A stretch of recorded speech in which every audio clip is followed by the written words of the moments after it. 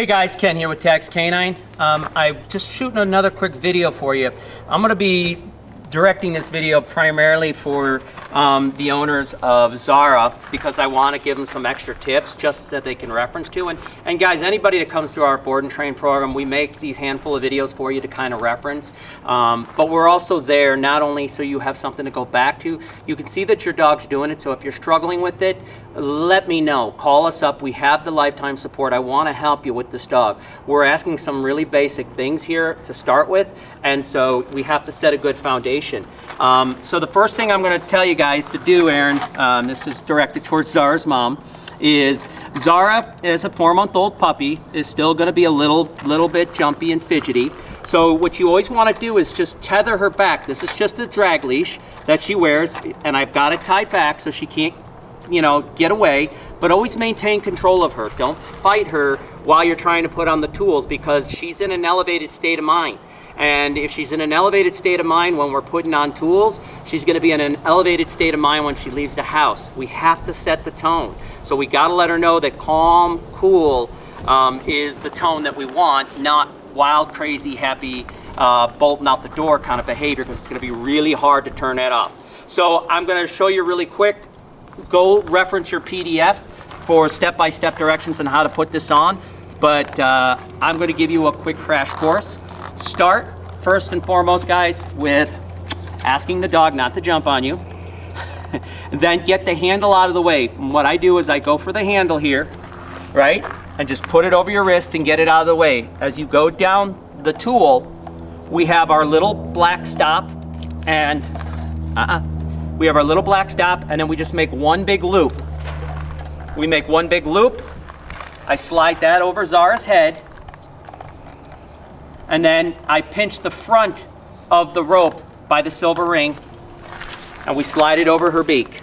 So there's a little silver ring, and if she's fidgeting around crazy like this, just grab her collar and your loop all in one shot. Just grab the whole thing so you're always maintaining control. Then slide the loop over her beak, and then adjust it accordingly so that this silver ring right here, guys, this silver ring right here is directly even with the ring underneath Zara's chin. Okay? And then once that's lined up, we scoot down the tab so that we can get about 2 fingers underneath between the black tab here and the back of her head. And then just make sure you clip your safety tab to a flat buckle collar and adjust it, and you guys are good to go. Now, 2 other tips I want to point out. See how this silver ring back here? When we apply pressure, I want this silver ring to pull in the direction that Zara's walking on. So I'm left-handed, and I'm going to have her walk on my left-hand side. So as I'm standing here with Zara, that silver ring, I hope you can see that, is sliding across, the rope is sliding across the ring. That's the direction you want this to be, that you want this to pull towards. So if you're left-handed, it's sliding over left-handed. If we go this direction, guys, it's going to drag over the rope, and it's going to be a really, the pattern of communication is going to be very inconsistent. So once the tool's on, notice how she immediately started to calm down. So this teaches the dog calm, teaches the dog to yield, and then it allows us to set the tone, okay? And whenever you're working with the dog and she gets fidgety or anything like this, just stop, apply gentle, steady pressure. You can kind of see it's just a little banjo string, and as soon as she relaxes, as soon as she relaxes, yes. As soon as she relaxes, she says, okay, I'm done fighting. She's licking her lips. That's a sign of submission and going, all right, boss, what do you want me to do? Now I can just ask her to come with me. Let's go. Good girl.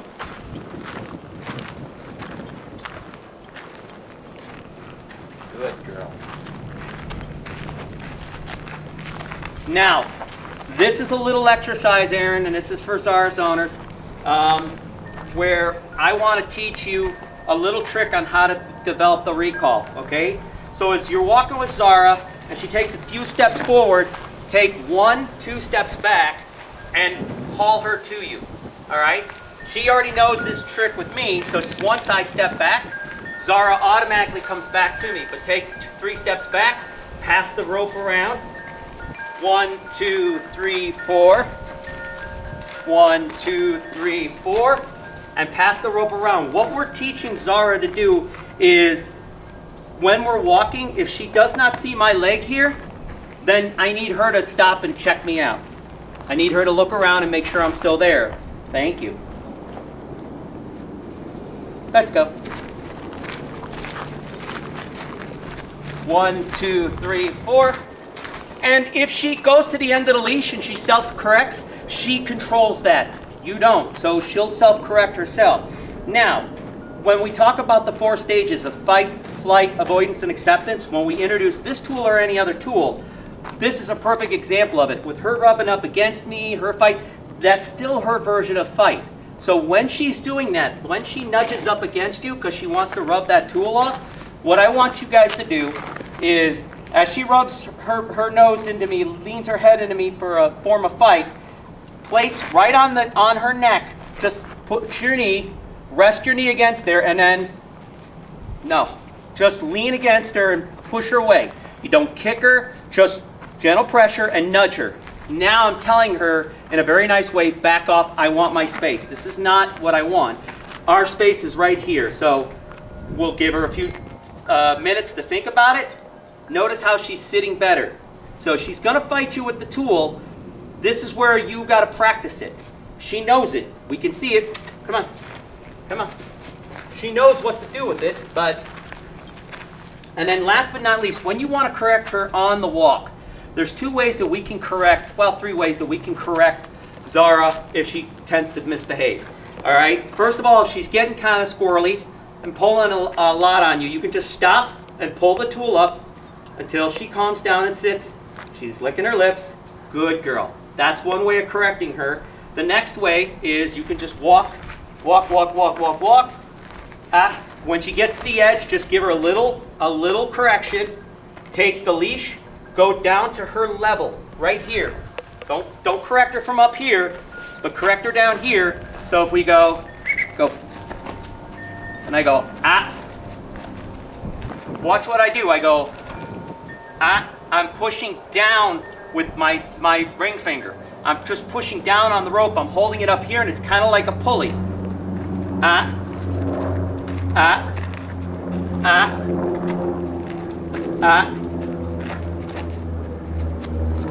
And that's how we develop that sensitivity. So if we just give her a slight little tugs, and we pair that with a verbal correction, everything's gonna layer in like a sandwich. So that's another way you can do is, as she pulls forward, you can just go, and she'll come yield back to you. And then last but not least, I call it the tick-tock. Come on, let's go. Where if we're walking and I wanna correct her, just go down once again to her level, right here, and go, little tug,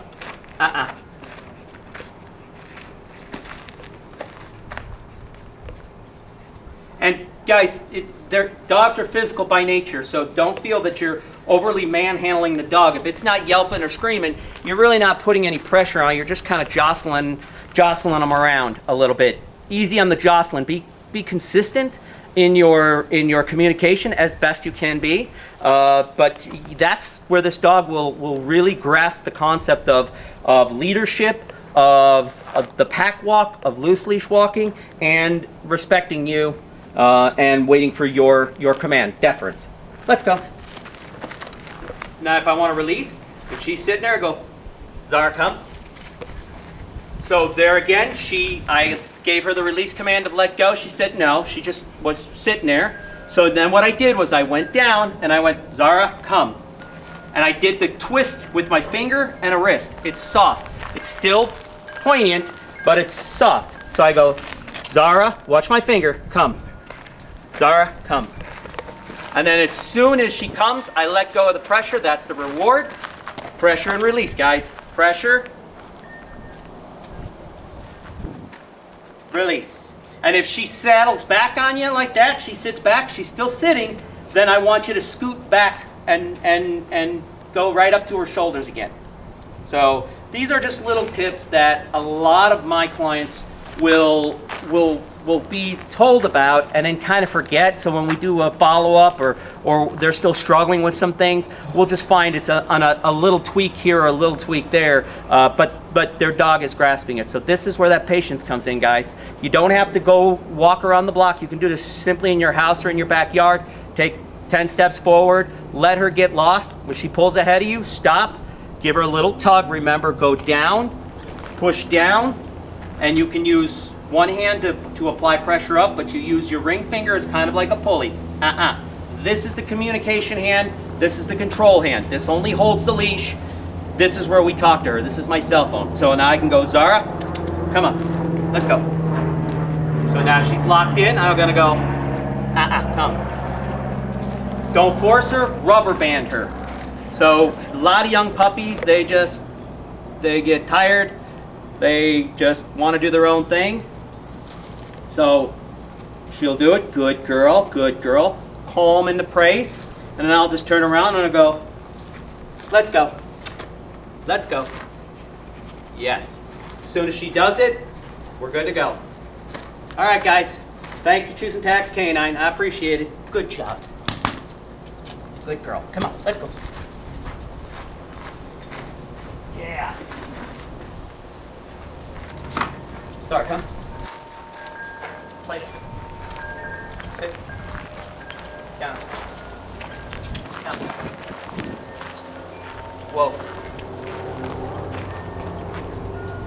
The hand signals I use are very simple ones. I just go, let's go. Yes. Zara, place. Zara, sit.